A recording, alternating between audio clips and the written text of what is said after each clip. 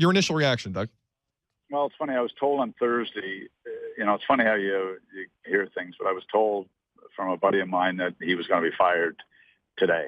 And then I watched the Vancouver game last night and hoped that he would escape it. It was a tough weekend. You play the Islanders, who are playing well. You go into Pittsburgh, 2 tough 1-goal losses, and then you have an overtime win last night. I thought it might have saved him, but I know that Brian and Melnick and him met over the weekend, and probably he was prepared a little bit for it. And I knew last spring it wasn't good, and that he came close to getting fired at the end of last year. So unfortunate. They haven't, you get into these, you got a team that's you think has a chance to make the playoffs according to the ownership and management.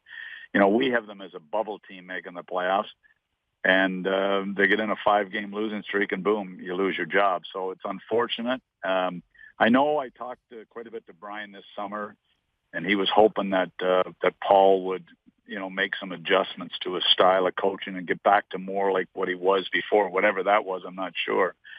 So obviously it didn't work out. So unfortunately, I like Paul. Doug MacLean of Hockey on Sportsnet here on Tim and Sid. Okay, so again, just so we're clear, Doug, you were told last Thursday this was going to happen? I was told on Thursday that there was a very, very good chance that he would be fired on Monday, and that was just looking at the schedule ahead and the way they'd been playing. So I was hoping that the guy that told me wasn't accurate, but obviously he was. I mentioned it to our guys on Thursday and Friday at the office that there was a very good chance this was going to happen, and we had him on the hot seat over the weekend on the show. So it's funny because everyone now, Doug, is pointing to the Paul MacLean quote from pregame Saturday before the Penguins game. And for those who didn't hear what Paul MacLean said, I have the quote in front of me here. This is what he said of his hockey club. Said MacLean, "All I know is I'm scared to death no matter who we're playing, and sometimes I'm scared to death of who I am playing." End quote. That's the one people are kind of pointing at, Doug, but based on what you're hearing, wrong. This was in the plans for a while. Yeah, I think they're wrong on that. Does that help? And is that a bad quote? Yeah, it's not a good quote to make. But I think I think the writing was on the wall before that quote was made, and maybe that's why he made it. Doug MacLean of NHL on Sportsnet here on Tim and Sid. So why now, Doug? Why do you think now? Well, they think that there's a chance to make the playoffs, and I suspect Dave Cameron will move in there. I was under the impression Luke Richardson won't take it. Luke's in Binghamton. His daughter's at Cornell. He's really comfortable in that situation and wants to be near her.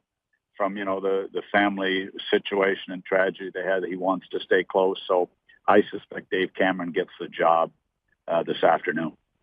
Of the high-profile guys kicking around, Doug, and you know who they are, which way does Melnick go here? Do you try and bring in a name, or do you stick with Dave for a while and see how the team responds?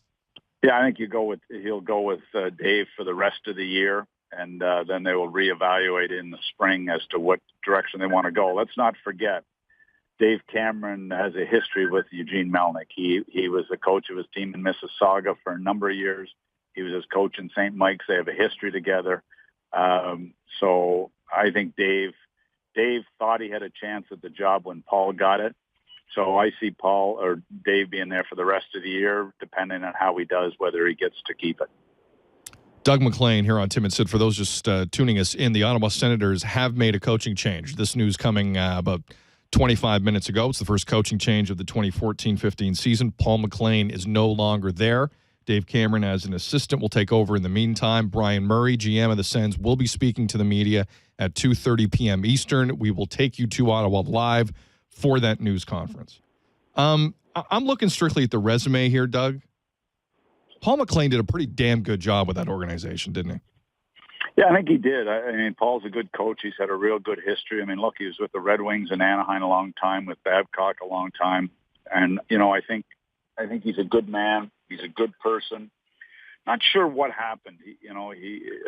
My conversations with people in the organization is they felt that he changed and got away from being a player's guy, and it became, it's bothersome to hear that because he he couldn't get back to the work ethic they had the first couple of years. And if you recall when they made the playoffs with Spets out and some Carlson out, and the work ethic and the way they played, obviously backed by great goaltending, he had a couple of great years there and did a wonderful job. For whatever reason, the last 2 years, they haven't been able to get back to that defensive game, giving up a ton of shots, a run-and-gun game, couldn't get the work ethic back, and I'm not sure why that was the case. And I know management in Ottawa were frustrated with the style they continued to play. So is that Paul's fault? I'm not blaming Paul MacLean. I don't think they're a great team. I think they're a good team. I think they're a bubble team, but I certainly wouldn't put them as a shoe-in to make the playoffs. Doug MacLean here on Tim and Sid. Paul MacLean has been fired as head coach of the Ottawa Senators. So you think this is salvageable this year, Doug? I know we're early. We're not even at the holidays yet, but based on what you've seen from this team, do you think they can get in? If Anderson stands on his head the way he did a couple of years ago, they can get in.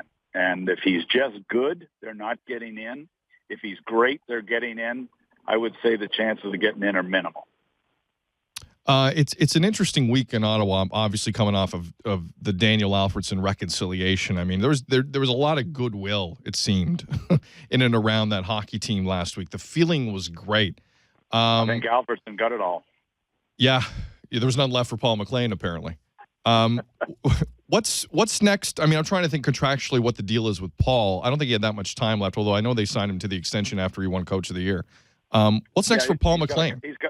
He's got a couple of years left on his deal. And, it won't, to me, Paul gets another chance to be a head coach. That wouldn't surprise me. His resume is too good from both a playing resume and a coaching resume. He's still a young enough guy. I see him getting another chance. He's a good hockey man and good guy. And, sometimes when you're coaching these bubble teams, they're tough jobs because look, to me, the way they are right now, they're not good enough to get in. If Dave can revitalize it and get them playing a different way, maybe. But I just don't see them unless something strange happens. I just don't see them being deep enough in their top six, and their defense doesn't play well enough defensively to get them in. So unless Anderson gets back to his all-star MVP type performance, they don't get in.